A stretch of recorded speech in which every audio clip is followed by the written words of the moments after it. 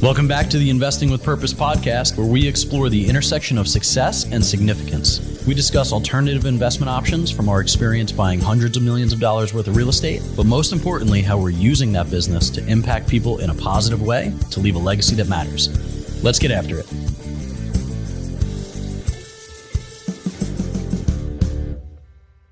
All right. Well, then today's town hall will be appropriate. Where's Dylan?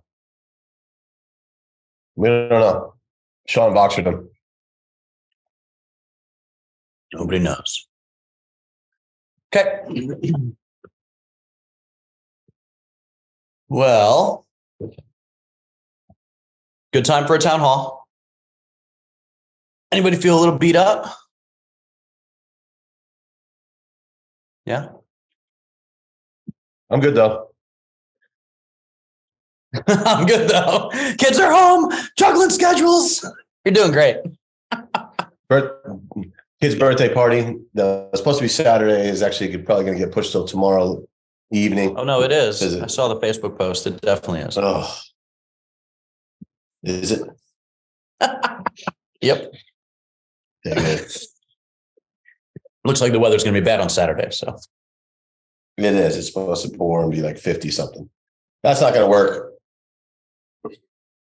So today we're going to discuss emotional intelligence when going through stressful situations, and how do you build that emotional quotient. And the reason isn't necessarily just for us. So there's an inverse relationship between clarity and stress. We know this. There's actually a correlated relationship between emotional quotient and how you handle stress, meaning the higher your emotional intelligence, the better you handle stress. And as leaders in a small company that do a lot in short bursts of time, if you can't handle that, it makes other people feel unsafe, right? So like, how do we make sure, because safety is one of the human conditions that makes us still feel part of a community, right? And that could be as little as not communicating well. It could be as little as, just being short or being upset, or, focusing on the task instead of the people is a big piece of that. So, I think this is a great time just for personally. I always learn more when I have to study this stuff to talk about it with you guys. So selfishly, I was like, all right, well, how do we do? My self-assessment was I've done the best I ever have during the most stressful time. Is that good enough? No, but it's reps under the bar. Travis and I have put ourselves in this position so many times before that I still did date night on Friday night, even though we had to close on Monday, right? I wasn't letting it push me off track of my normal routine. Thank you. Just because we had a stressful situation to go on, right? I mean, I was getting Voxers from some of you guys at 8, 9 o'clock at night, right? We're pulling 14, 15-hour days. It was a lot of work in a short sprinted amount of time. We told Nick and Jeff yesterday that we were so grateful for them, because honestly, we would have never gotten there without them putting together those webinars. We wouldn't have gotten close enough to get the bridge loan to get to the finish line. No. And everybody had their own levels of, stress in their own lane. So it's, how did I, and now it's the debrief time, right? Let's look back at it and say, what went right? What went wrong? What do we do different next time? And I was just reading a lot on just emotional intelligence and how it's essentially the secret to how you manage stress. We all have pressures in life with job, money, relationships, whatever, family, birthday parties. Like, we all have that stuff going on. And our emotional intelligence affects how we relate, directly affects how we relate to other people, including how we manage and lead. So let's just talk about some characteristics. Like high emotional intelligence, you're hearing from people a lot that like the I feel statements, meaning they're openly expressing emotion. They're not preoccupied with negative emotions, and they're not making decisions based on just feelings, but they're making decisions based on feelings and logic. We tend to be assertive, ambitious, and decisive when we have a high emotional intelligence. We're detailed, careful, meticulous, warm, enthusiastic, charming are some of the adjectives that are used. Low emotional intelligence, and we all have these people in our lives, right? Some to the extreme and some to where it only comes out when we get super stressed. But when other people are pointing at like how you make them feel, like you always make me feel this way, or they're not really good at sharing feelings verbally, they are only sharing feelings that are negative or rushed or stressed. They're demanding, critical, picky, distractible, hard to please. So how do we improve our emotional intelligence? And this is just a 4-step process. I could send you guys the article. And I read a couple of really interesting like medical journal studies on this because the evidence is there, right? This isn't just kind of woo-woo stuff. It's like you can actually put this on a graph and see where you land in different situations, which I think is pretty cool. It's measurable. So 4 ways. The first thing we need to do is be aware of what emotional intelligence components are. 1 is self-awareness. 2 is self-regulation. 3 is social skills and empathy. And then 4 is motivation. So those 4 tactics or those 4 components relate directly to emotional intelligence. So self-awareness, pretty simple, right? Just being aware of the different aspects of yourself, including emotions and feelings. And then also like how you're speaking because of those emotions and feelings. Good questions to ask yourself is, how are my emotions influencing how I respond? Are the things that I'm feeling impacting the decisions I'm making? That was a big one for me. I mean, Travis and Sean used to point this out to me all the time. Like, hey, you're emotional, so you're making decisions, but it's not based on logic. You're just making a decision because it's reactionary. And that's when you make bad decisions. What's the quote? Poverty loves rushed decisions. Like, you have to be able to make good, logical decisions. How am I communicating with others? Am I getting impatient, angry, or annoyed? Do I need to improve on how I cope with these frustrations? Am I taking responsibility for my actions? Second, self-regulation. Self-regulation is just the ability to control emotions and impulses. So find ways to release stress, working out, going for a walk. Like, I mean, sometimes when I play golf, I'll joke around and say, I'm going to take a mental health hole just because I need to, like, I'm just blowing it up and I need a minute to not worry about how bad I'm doing. Same thing, like a couple times last week or 2 weeks ago when we were in the final push, I felt like I absolutely did not have time, but definitely needed to go take a 30-minute walk outside. Just put music on, go for a walk, because I could tell that my decision-making or my communication or even my activity level, like the things that I were doing were not as efficient as I needed it to be because my brain was all over the place. So, finding ways to release stress, taking a break. I mean, even the breathing app on my phone, as ridiculous as it is, like when do we take just 60 seconds to just breathe in and out to like, it shows studies. Not ridiculous. It's not, no.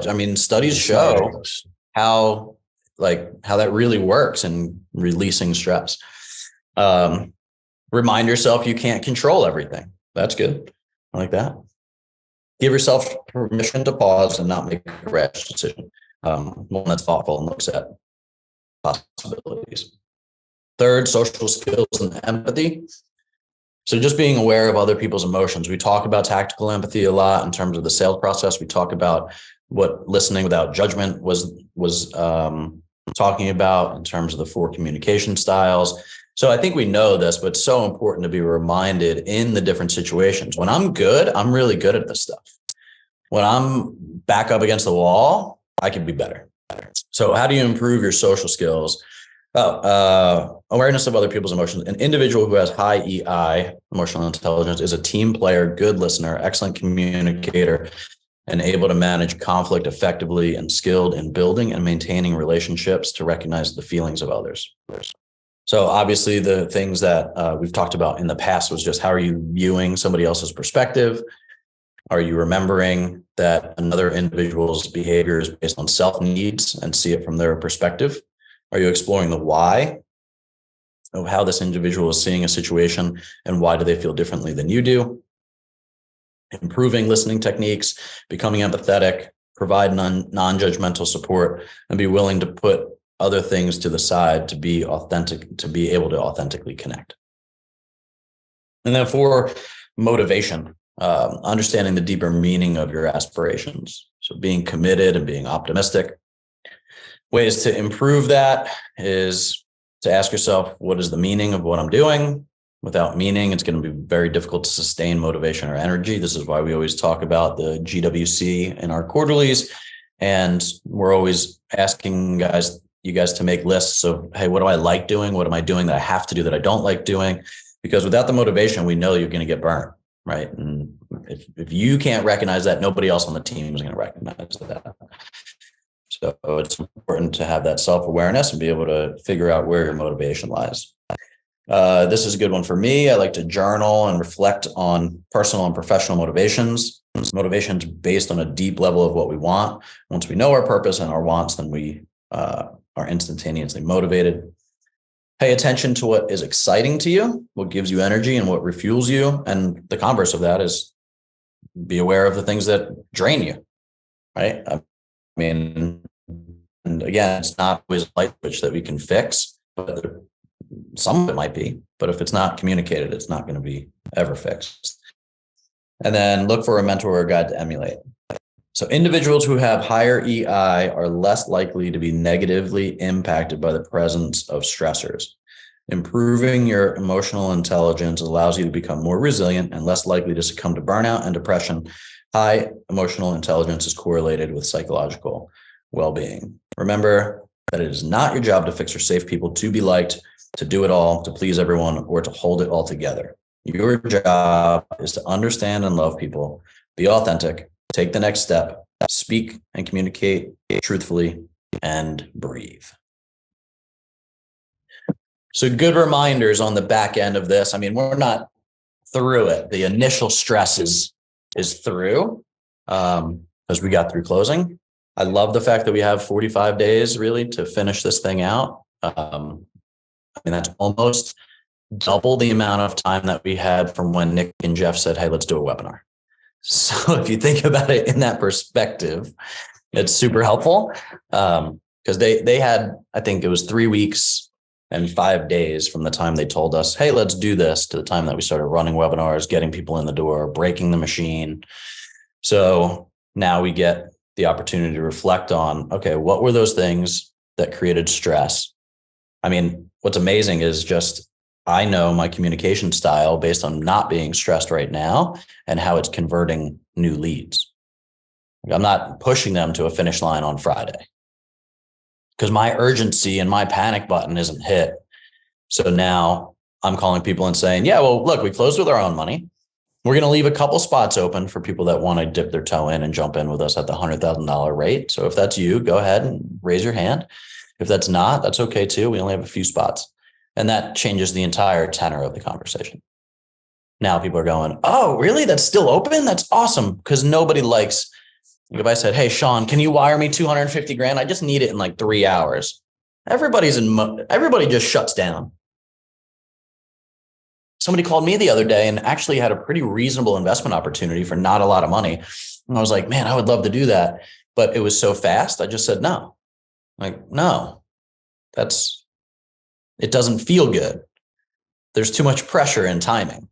So now that we've released that valve, I think we'll all be able to analyze the last couple of weeks better. And then also looking forward, what it's gonna look like. So helpful. Thanks for listening to the Investing with Purpose podcast. If you're finding value, would you leave us a review and share this with your friends? And go to investingwithpurpose.org to learn more about how to partner with us and to learn more about the nonprofits that we support around the world.